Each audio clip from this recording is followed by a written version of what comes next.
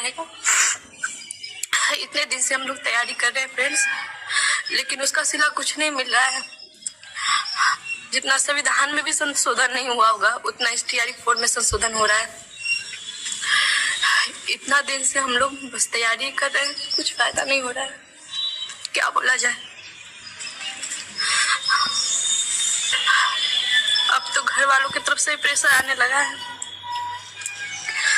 कितना दिन टाइम लगेगा, घर वापस जाना पड़ेगा, क्या करूं समझ नहीं आ रहा है। अभी मैं छत पे आके बैठी हूँ, रूम में तन्मय था तो उसके सामने मैं वीडियो शूट नहीं कर सकती थी। और कल से मेरे दिमाग में वही सब चल रहा है कि इतना क्यों, टीचर बनने के लिए इतना सब कुछ क्यों करना पड़ेगा।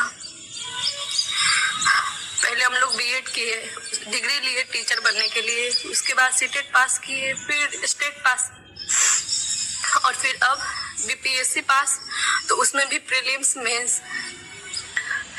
टीचर बनना है कि कोई IAS ऑफिसर बनना है या IPS बनना है, समझ में नहीं आ रहा है।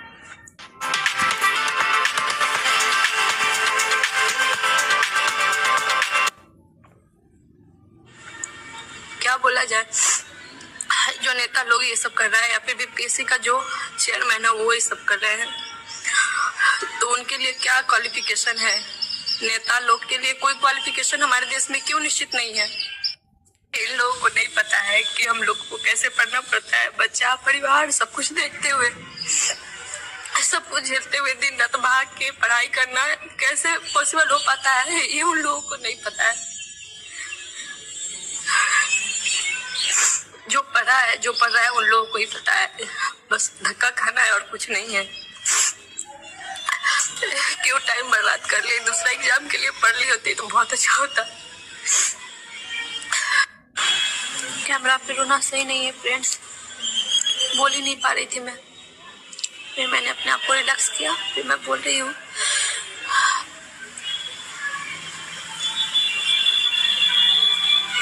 इतना सब कुछ हम लोग के साथ क्यों हो रहा है समझ नहीं आ रहा। इतना पढ़ना सब बर्बाद हो गया। 2 साल से बस वही हम लोग का बस 24 अगस्त में ही होने वाला था, 2024 अगस्त में, कि अभी तक कुछ नहीं हुआ है। ऊपर से कुछ न कुछ रोज नया सुनने के लिए मिल रहा है। इसमें कुछ न कुछ नया ऐड हो रहा है, हमेशा नियम चेंज हो रहा है। नीतीश जी आए, 35% का आरक्षण लगाए, लेकिन उसका फायदा कुछ नहीं मिला। और मैं तो बाद में आई हूँ, लेकिन उससे पहले वाले जो TRE 2, 3 में थे, जब आप लोग के नियम में इतना संशोधन हो रहा है तो उन लोगों को सप्लीमेंट्री रिजल्ट क्यों नहीं दिया गया। आप अपने नियम में संशोधन क्यों नहीं किए, बताइए। बस यही जवाब चाहते हैं, क्यों नहीं किए अपने नियम में संशोधन। जब अच्छा संशोधन करने का बारी आता है तो आप लोग करते नहीं हैं। 50,000 सीट निकालते हैं, उसमें से 30,000 ही बहाली देते हैं, बाकी बात सीट आप बचा लेते हैं। उसके बाद फिर बोलते हैं कि हाँ 1 लाख फिर से देंगे बहाली। 1 लाख का बात था, 80,000 पे आया, उसके बाद फिर 26,000 पे आया, फिर लास्ट में जाके 45,000 पे रुक गया। सब एक्सेप्ट कर लिया स्टूडेंट, लेकिन ये सब क्या है।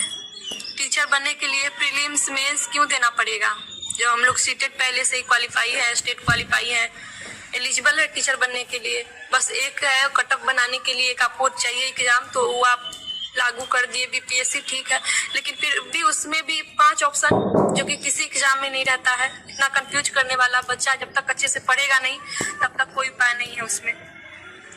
अच्छा से पढ़ना बहुत जरूरी है उसमें, तभी जाके 5 ऑप्शन में से एक ऑप्शन बच्चा चूज कर पाएगा। उसके लिए भी बच्चा तैयारी किया आपके हिसाब से, ठीक है, लेकिन फिर ये PT मेंस क्यों, वो भी आप कैसे कीजिएगा नहीं कीजिएगा उसका भी कोई पता नहीं। PT और मेंस सब हटना चाहिए। बस एक एग्जाम जैसे होता है वैसे ही एग्जाम होना चाहिए।